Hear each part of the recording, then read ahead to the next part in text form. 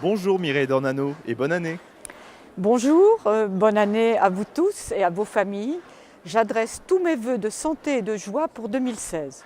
Dans le contexte de crise économique, sociale et identitaire que nous traversons, je souhaite que cette année soit synonyme d'espérance pour nous tous. À cette occasion, nous aurons le plaisir de découvrir votre revue parlementaire. Pouvez-vous nous en dire plus? Oui, je suis heureuse de vous annoncer la parution d'un premier numéro de ma lettre d'information parlementaire. Je souhaite rendre compte de mon travail de députée et de mon engagement au service de la France et des Français. Comme vous le savez, mon mandat européen me tient à cœur.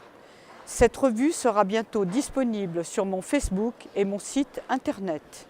Que vous inspire l'actualité récente marquée par les agressions et viols commis sur des femmes en Allemagne, à Cologne notamment?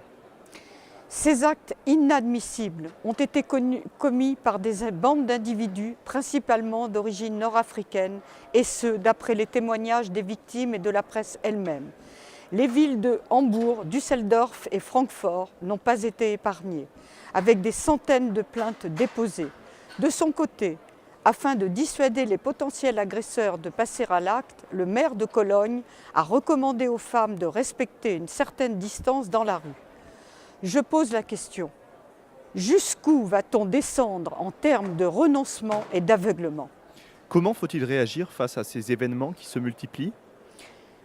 Il faut prendre conscience du fait que l'immigration clandestine massive n'est ni une chance ni une richesse pour l'Europe.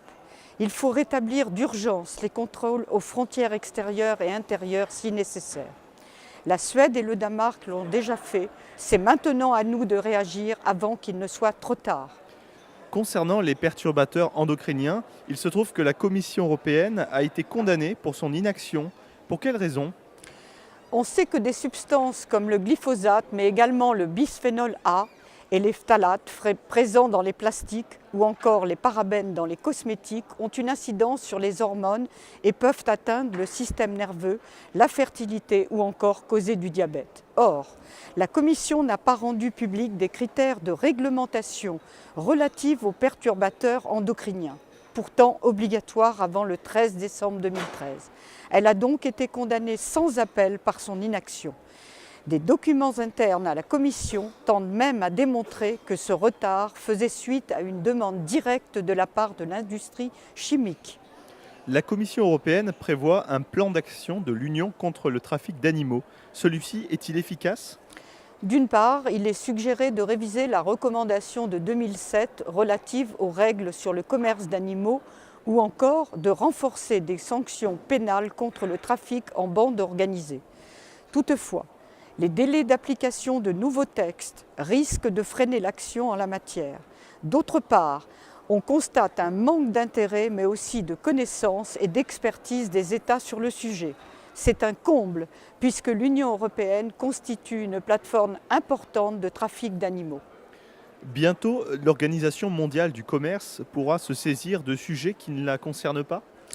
C'est en tout cas ce que vise le rapport relatif au programme de Doha, en vue de la 10e conférence ministérielle de l'OMC. L'organisation pourrait ainsi se saisir de sujets sans rapport avec le commerce. Il s'agit d'une dérive qui s'inscrit dans la droite ligne de ce qu'il convient d'appeler une désorganisation mondiale du commerce, dont nos pays sont les premières victimes. Étant une élue attachée au principe de souveraineté des nations et des peuples, sachez que je me suis opposée à ce rapport. Sommet mondial humanitaire 2016, quelle est votre position sur le sujet? Comme je le rappelais en séance plénière, c'est un projet de structure humanitaire internationale unique, certes, ambitieux, mais aux déclinaisons peu convaincantes. Par exemple, l'égalité des sexes ou encore les cours d'éducation à la vie affective sont hors sujet et n'ont rien à faire dans ce projet. De même, il est illusoire de traiter l'ensemble des populations touchées par la guerre de la même manière. Enfin, l'accueil des réfugiés n'est pas une problématique à traiter sans évoquer la question de la Syrie, de l'Irak et de la Libye qui est déterminante. Merci beaucoup Mireille Dornano. Merci.